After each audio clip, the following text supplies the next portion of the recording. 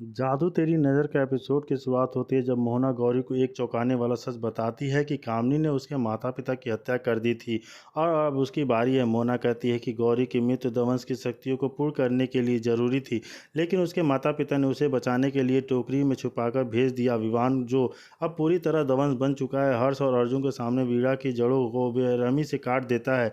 एक एक करके पूरे परिवार को मिटाने पर तुला है, लेकिन तभी गौरी अपने हाथों में अग्निविलय पहन लेती है। मोहना उसकी ताकत देखकर चौंक जाती है, लेकिन फिर भी वह किसी तरह उसके हमले को रोक देती है और दमन की शक्ति और बढ़ जाती है। हर्ष और अर्जुन अपनों को खोकर टूट चुके हैं। मोहना ताना देती है कि गौरी ने उसे मारने की मौका गंवा दिया, लेकिन गौरी हार नहीं मानती और जो उसे मारने के लिए पूरा प्रयास करती रहती है कि कहीं कुछ। गौरी और सिया ने मिलकर किया दवंश का सामना, गौरी ने किया मोहना का अंत। जी हाँ दोस्तों, हम बात कर रहे हैं स्टार प्लस के शो जादू तेरी नज़र। जी हाँ दोस्तों, अगर आप इस चैनल पर नए हैं तो इसे सब्सक्राइब कर दीजिए, साथ ही बेल आइकन दबाना ना भूलें। वीडियो अच्छा लगे तो इसे लाइक ज़रूर कीजिएगा। चलिए आगे बढ़ते हैं दोस्तों। जैसे कि हम देख रहे हैं कि जादू तेरी नज़र के एपिसोड की शुरुआत मोहना द्वारा गौरी को यह बताने से होती है कि कामनी उसके माता पिता की हत्या के लिए जिम्मेदार थी। वह आगे बताती है कि गौरी की मौत उसके दवंश के लिए बहुत ज़रूरी थी, लेकिन उसके माता पिता ने उसे एक टोकरी में बंद करके भेज दिया था कहीं और, जिसके जीवन को समाप्त करने के लिए उनके प्रयासों के बावजूद नियति ने गौरी को दवंश की दुनिया में ला दिया। मोहना के शब्दों से एक गहरी दुश्मनी का संकेत मिलता है और गौरी इस रहस्य का उद्घाटन के लिए हिल जाती है, लेकिन वह वापस लड़ने के लिए दृढ़ निश्चय कर लेती है और दृढ़ संकल्प कर लेती है। विहान क्रूरता से वीणा की जोड़ों को काटता है और हर्ष और अर्जुन के सामने खड़े होकर कोई दया नहीं दिखाता है। यह क्रिया तनाव को बढ़ाती है, क्योंकि पात्रों को विवान की योजनाओं की निर्दयी प्रकृति को देखने के लिए छोड़ दिया जाता है। इस बीच मोहना गौरी को चेतावनी देती है कि उसका समय अगला है। वह उसे ताना मारती है, यह समझाते हुए कि विवान ने पहले ही उसके परिवार से सब कुछ छीन लिया है और अब गौरी का भी यही हश्र होगा। हालांकि गौरी अपनी ताकत और शक्ति के प्रतीक अग्नि अंगूठी पहनकर सभी को आश्चर्यचकित करती है। गौरी के इस साहसिक कदम से मोहना हैरान रह जाती है, लेकिन उसे रोकने की कोशिश करने में संकोच नहीं करती। दोनों के बीच लड़ाई तेज हो जाती है। अग्निवलय से गौरी की शक्तियाँ और मजबूत हो जाती हैं, जिससे उसकी क्षमताएं बढ़ जाती हैं। जैसे जैसे मोहना वापस लड़ती है, उनके टकराव की तीव्रता बढ़ती जाती है और ऐसा लगता है कि गौरी मोहना के प्रतिरोध को दूर नहीं कर पाएगी, लेकिन गौरी का दृढ़ संकल्प उसे आगे बढ़ता है और यह मोहना पर वार करने में सफल हो जाती है, जिससे उसकी चोटी कट जाती है। यह एक महत्वपूर्ण क्षण होता है, क्योंकि मोहना अंततः पराजित हो जाती है, जिससे उसके आंतक में शासन का अंत हो जाता है। विवान हर्ष और अर्जुन को जड़ों से बांध देता है। इस प्रक्रिया में उनका मजाक उड़ाता है। वह हर्ष को ताना मारता है, उसे अलविदा कहने के लिए कहता है, लेकिन हर्ष विद्रोह से भरा हुआ विवान से कहता है कि उन्हें यह उस पर दया आती है। कठोर परिस्थिति के बावजूद हर्ष और अर्जुन दृढ़ बने रहते हैं, डर के आगे झुकने से इनकार करते हैं। विवान ठंडा और अकड़ जाड़ों को काटता है और परिणाम स्वरूप प्रलय या दुनिया का विनाश शुरू होता है। हवा आसन प्रलय से घनी है और वातावरण अपरित की भावना से भरा हुआ है। जैसे जैसे बाहर की दुनिया अंधकार में होती जाती है, गौरी और सिया को एक महत्वपूर्ण एहसास होता है। वे आकाश की ओर देखते हैं और अशुभ लाल बादल देखते हैं, जो निश्चित संकेत हैं कि स्थिति गंभीर है। सिया अब जाग गई है, गौरी के साथ एक एहसास में शामिल हो जाती है। परिवार के सभी सदस्य चले गए हैं, जिससे उन्हें नुकसान की गहरी भावना है। गौरी निराश से एक पल के अपहृत को रोकने के लिए देरी के लिए खुद को दोषी मानती है।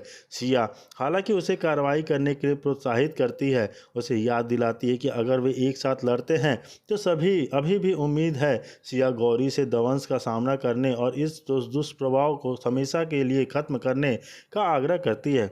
जब गौरी अंतिम लड़ाई के लिए तैयार होती है तो विहान अग्निशास्त्र के साथ प्रकट होता है, यह घोषणा करते हुए कि गौरी का समय आ गया है। उसे लगता है कि वह उसे हरा नहीं पाएगा। उसे यह सोचकर फिर चिढ़ाता है कि वह उसे प्यार करने लगी है और उसे कभी भी दुख नहीं पहुंचाना चाहेगी। दृढ़ निश्चय और केंद्रित गौरी जवाब देती है कि वह सच्चे विमान को वापस लाने के लिए लड़ने के लिए तैयार है। वह आदमी जिसे वह कभी जानती थी वह दंश को जीतने नहीं देती और उन लोगों की रक्षा करने के लिए दृढ़ संकल्पित है जिन्हें वह प्यार करती है। हालांकि विमान उसके दृढ़ संकल्प पर हंसता है और दावा करता है कि उसने इससे कोई भी उसे रोक नहीं पाएगा। गौरी और विवान से बीच लड़ाई तेज हो जाती है क्योंकि वे दोनों अपनी शक्तियों को बुलाते हैं। गौरी को और सिया दंश से लड़ने के लिए टीम बनाती है, लेकिन वह एक दर्ज दुश्मन साबित होता है जो आसानी से उनके हमलों से खुद का बचाव करता है। लड़ाई बराबरी की लगती है और गौरी और सिया दंश के अंत तक को रोकने के लिए अपना सब कुछ दे देती हैं। लड़ाई की गर्मी में विवान के हाथ पर गहरा घाव हो जाता है, लेकिन वह जल्दी से जवाबी हमला करता है और बढ़ते गुस्से के साथ सिया पर हमला करता है। गौरी अभी भी अग्नि वलय को पकड़ने हुए खुद को एक अनिश्चित स्थिति में पाती है। लड़ाई के दौरान गौरी की अंगूठी अग्नि अंगूठी एक पेड़ में फंस जाती है जिससे वह कमजोर हो जाती है। विवान इस अवसर का फायदा उठाता है और अग्नि शास्त्र के उसके शरीर में घुस जाने से गौरी लगभग हार जाती है। हालांकि वह अपनी शक्ति को इकट्ठा करने में सफल हो जाती है और अपनी उंगली उस अंगूठी वापस पहन लेती है जिससे उसकी शक्ति वापस आ जाती है। अग्नि अंगूठी वापस अपनी जगह पर आ जाने के बाद गौरी हार मानने से इनकार करते हुए उठ खड़ी होती है। वह विवान का सामना करती है। उसका संकल्प पहले से कहीं ज़्यादा मजबूत हो जाता है। जी हाँ दोस्तों, वहीं दूसरी तरफ मणि एक पेड़ पर और वह गौरी के साथ मिलकर उसे बचाने के लिए दौड़ता है, लेकिन रास्ते में उसे बिजली के झटके लगते हैं और वह फिर से बेहोश हो जाता है। उसके बाद विमान पर घाव घर वापस आता है और अपने सामने खड़े परिवार के सदस्यों को देखकर हैरान रह जाता है। गौरी उसे याद दिलाती है कि उसके साथ एक गंभीर दुर्घटना हुई थी। विमान गुस्से में गौरी को कहता है कि अगर उसने मणि उसे नहीं दी तो वह उसे हमेशा के लिए तंग करेगा, पर इस पर गौरी साहसपूर्वक जवाब देती है कि वह उसे आत्मविश्वास से नहीं डरती है और फैसला प्रतियोगिता में होने वाली देगी। गौरी अपनी खोई हुई शक्तियों को वापस लाने की कोशिश करती है लेकिन असफल रहती है। तभी वीना अचानक असली मणि विवान को सौंप देती है जिसे देखकर सभी चौंक जाते हैं। गौरी को यह देखकर गहरा आघात लगता है और वह वीना से अपने उसके फैसले का कारण पूछती है। इस बीच मोहना एक विशेष मूर्ति के सामने पूजा कर रही होती है और कामनी की मूर्ति से बात करते हुए कहती है कि उसके सपने अब पूरे होने वाले हैं। वह कहती है कि वह विवान के परिवार के हर सदस्य को नुकसान पहुंचाने की योजना बना चुकी है और उनका पुत्र अब पूरी तरह बदल जाएगा। मोहना का उद्देश्य है कि वह दुनिया पर नियंत्रण हासिल करे। वीना गौरी को बताती है कि वह मजबूर हो गई थी और उसे अपने बेटे को बचाने के लिए यह कदम उठाया, लेकिन शारदा उस पर आरोप लगाती है कि कहती है कि उसने सबको धोखा दिया है। वीना भावुक होकर कहती है कि अगर उसकी जगह कोई और होता तो क्या वह अपने बेटे की जान को खतरे में डालता। इस पर गौरी उससे सवाल करती है कि क्या वह सोचती है कि वह वास्तव में विवान को नुकसान पहुंचाएगी, लेकिन वीना कहती है कि अब वह उस पर भरोसा नहीं कर सकती। हर्ष वीना का पक्ष लेता है और सभी को बताता है